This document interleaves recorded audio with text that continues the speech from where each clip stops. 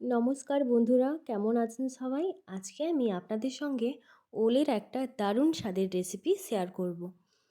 এখানে আমি একটা বড় সাইজের ওল নিয়েছি। এতটা ওল লাগবে না। ওলটাকে আমি কিছুটা অংশ কেটে নিয়েছি। এই রান্নাটা খুব অল্প সময় হয়ে যায়। আর দেখতে থাকুন বন্ধুরা, আমি কিভাবে ওলের তরকারিটা করি। ভিডিওটা স্কিপ করবেন না, স্কিপ করলে অনেক কিছুই বুঝতে পারবেন না। ছোট্ট ছোট করে ওলটাকে আমি কেটে নিয়েছি। দেখো বন্ধুরা, এইভাবে কেটেছি ওলটাকে। এরপর আমি কড়াইতে জল গরম করতে বসিয়ে দিয়েছি। জলটা ভালোভাবে গরম করে দেবো প্রথমে, তারপরে দেব অল্প পরিমাণ লবণ এবং অল্প পরিমাণে হলুদ দিয়ে আমি ওলটাকে প্রথমে সেদ্ধ করে নেব। 90% সেদ্ধ করে নেব ওল। এই সময় ওলের এই রান্নাটিতে আমি চিংড়ি মাছ দেব। চিংড়ি মাছ দিয়েই এই ওলের তরকারিটা হবে।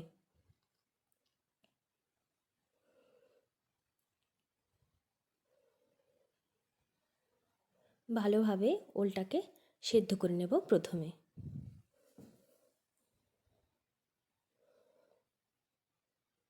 ঢাকনা দিয়েছি। ঢাকনা দিয়ে বেশ কিছু সময় ধরে ভালোভাবে সেদ্ধ করে নেব। এই যে দেখছি আমি এই সময় সেদ্ধ হয়েছে কিনা। তো দেখলাম যে এখনও পরিমাণ সেদ্ধ হয়নি। ওল সেদ্ধ হতে একটু সময় লাগে, তাই বন্ধুরা ধৈর্য ধরে প্রথমে ওলটাকে একটু সেদ্ধ করে নিতে হবে।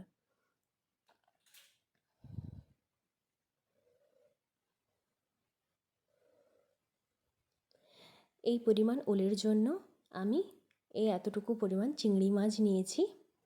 চিংড়ি মাছটা কাটা আছে কিন্তু খোসা ছাড়ানো নেই। আমি খোসাটা ছাড়িয়ে নেব চিংড়ি মাছের। এরপর দেখলাম যে ওলগুলো সেদ্ধ হয়ে গেছে। এইভাবে জল ঝরিয়ে একটা পাত্রে রেখে দেব। কড়াই চাপিয়ে দিয়েছি, তাতে দিলাম সর্ষের তেল এবং কয়েক কোয়া রসুন।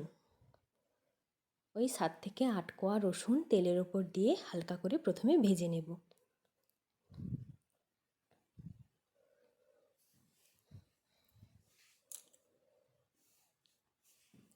রসুনটা হালকা ভাজা হয়ে যাওয়ার পর তাতে দিলাম খোসা ছাড়ানো চিংড়ি মাছ। চিংড়ি মাছটাকেও রসুনের সঙ্গে ভালোভাবে ভেজে নেব। চিংড়ি মাছটা কিছুটা ভাজা হয়ে যাওয়ার পরই তাতে একটা পেঁয়াজ কুচি করে দিয়ে দিলাম। পেঁয়াজটাও চিংড়ি মাছ এবং রসুনের সঙ্গে ভাজা ভাজা করে নেব।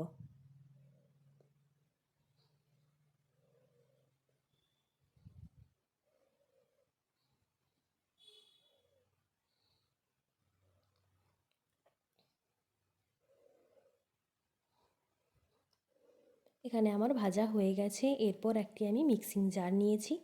তাতে প্রথমে দিলাম সর্ষে। আমি এখানে সাদা সর্ষে নিয়েছি।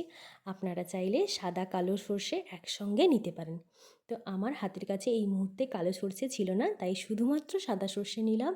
আর সঙ্গে নিয়েছি পোস্ত। সর্ষে এবং পোস্ত প্রথমেই আমি শুকনো খোলায় ঘুরিয়ে নিয়েছি, হালকা গুঁড়ো করে নিয়েছি। এরপরে ওই যে রসুন পেঁয়াজ চিংড়ি মাছ ভাজা ছিল ওটা ঠান্ডা করে একসঙ্গে একটা পেস্ট করে নেব।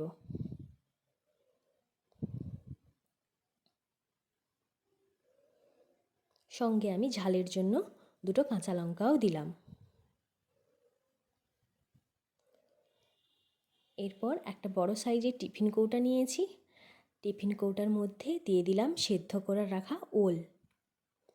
এরপরে ওই যে পেস্টটা করেছিলাম ওই পেস্টটাই দিয়ে দিলাম এই ওলের ওপরে।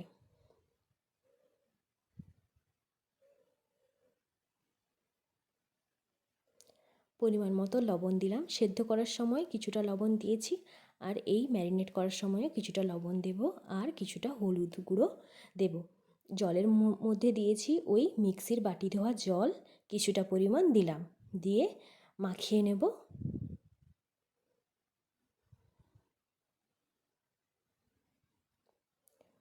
অল্প একটু সর্ষের তেলও দিলাম।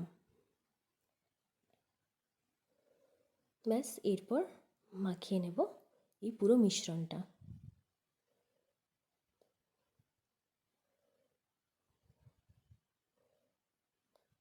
পেস্ট করার সময় 2টো কাঁচা লঙ্কা দিয়েছি, আর ওপর থেকে আরও 2টো কাঁচা লঙ্কা কেটে এইভাবে দিয়ে দিলাম।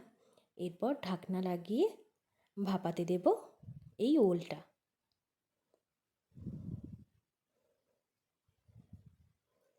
জল আগে থেকে গরম করতে বসিয়ে দিয়েছি। এরপর টিফিন কৌটোটা দিয়ে দিলাম।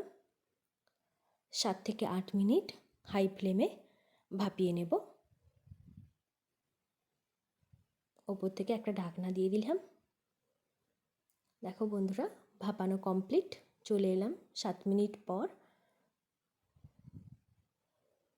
ঠান্ডা করে ঢাকনা খুলে আপনাদের সঙ্গে শেয়ার করছি। এই হয়ে গেল ওল চিংড়ি ভাপা। তো বন্ধুরা, গরম গরম ভাতের সঙ্গে এই ওল চিংড়ির ভাপা অপূর্ব সুন্দর লাগে।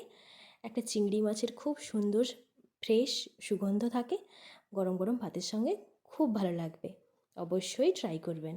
এরপরে আমি আপনাদের সঙ্গে খুব অল্প সময়ে কিভাবে দই বেগুন ভাপা করতে হয় তারই রেসিপি শেয়ার করব।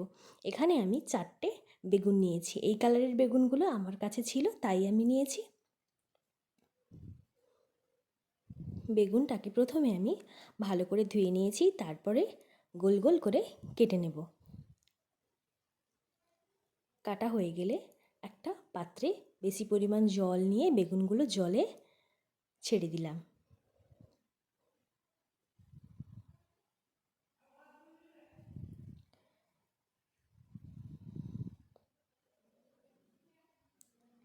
এরপর এই বেগুনে দেওয়ার জন্য আমি টক দই নিয়েছি।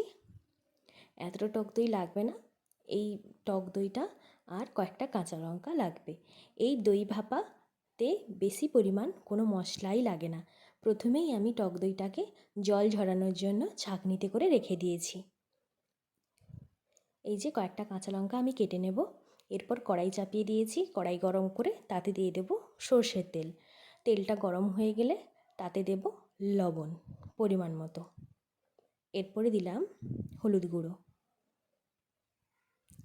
এরপর বেগুনগুলোকে হালকা করে একটু ভেজে নেব।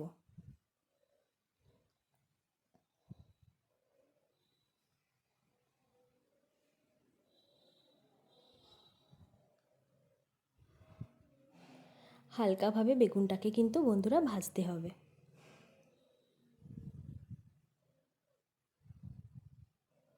হাতে অল্প সময় থাকলে এই বেগুনের রেসিপিটা অবশ্যই বন্ধুরা ট্রাই করবেন, ভালো লাগবে। চটজলদি কোনো রেসিপি করতে হলে এটাই করবেন, খুবই সুন্দর খেতে হয় এই বেগুনের ভাপা।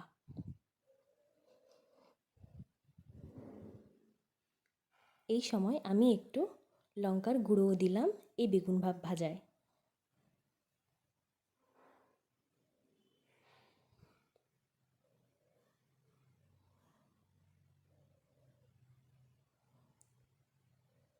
এপিঠ ওপিঠ ভালোভাবে ভেজে নিয়েছি আমি বেগুনগুলোকে।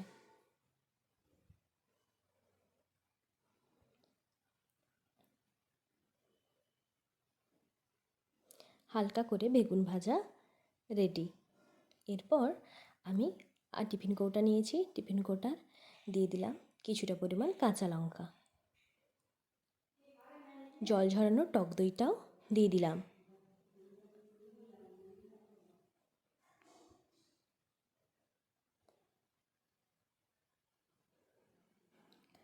কাঁটা চামচ দিয়ে টক দইটাকে প্রথমে এইভাবে ফেটিয়ে নিলাম।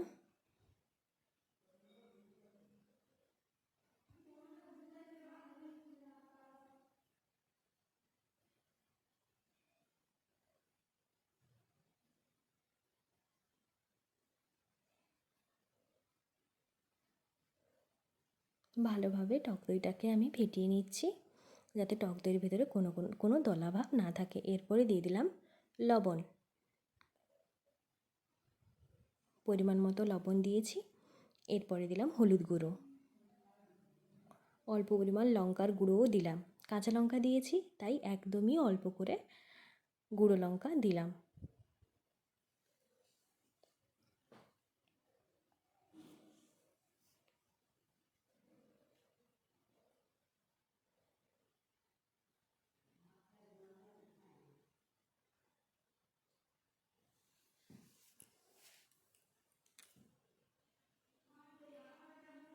ভেজে রাখা বেগুনগুলো এর মধ্যে দেব তার আগেই আমি দিয়ে দিলাম পেঁয়াজ বাটা।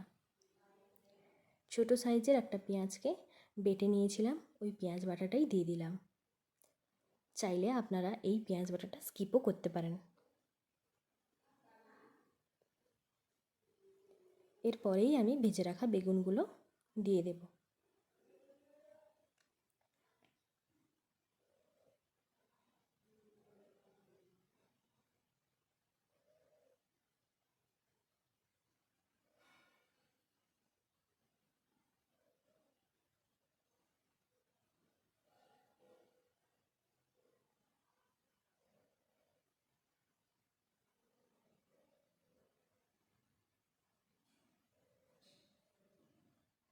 বেগুনের সঙ্গে দইগুলোকে এইভাবে মাখিয়ে দিচ্ছি।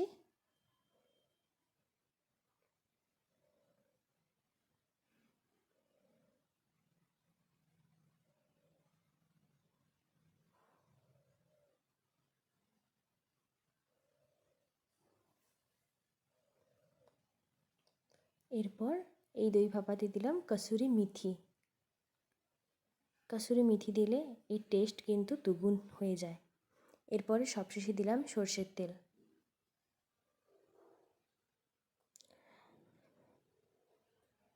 ব্যাস তেল দিয়ে আর একটু এইভাবে মাখিয়ে দিলাম।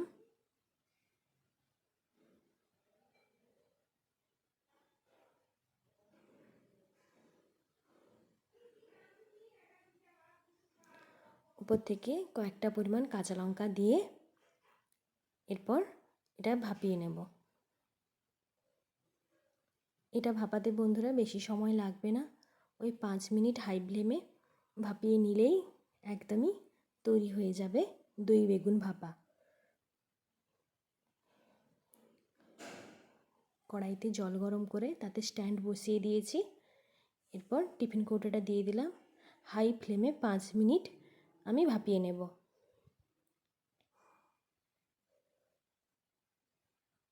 চলে এলাম 5 মিনিট পর, জলটা অনেকটা শুকনো শুকনো হয়ে গেছে আর ভাপাও রেডি একদম। এই যে আপনাদের টিফিন কৌটা খুলে দেখাচ্ছি কতটা সুন্দর হয়েছে। দেখতে যতটা সুন্দর, খেতে তার থেকেও সুন্দর হয়েছে। এই হলো দই বেগুন ভাপা। বন্ধুরা, আপনারা যারা নতুন আমার চ্যানেলটিকে সাবস্ক্রাইব করেননি, প্লিজ বন্ধুরা আমার চ্যানেলটিকে সাবস্ক্রাইব করে পাশে থাকা বেল বাটনটি প্রেস করে দেবেন। আর এই দই বেগুন ভাপা ভাত, রুটি, পরোটা সব কিছুর সঙ্গেই খুবই সুন্দর লাগবে। অবশ্যই বন্ধুরা এইভাবে একবার ট্রাই করে দেখবেন আর কমেন্ট করে জানাবেন কেমন লাগলো আজকের এই রেসিপি দুটো।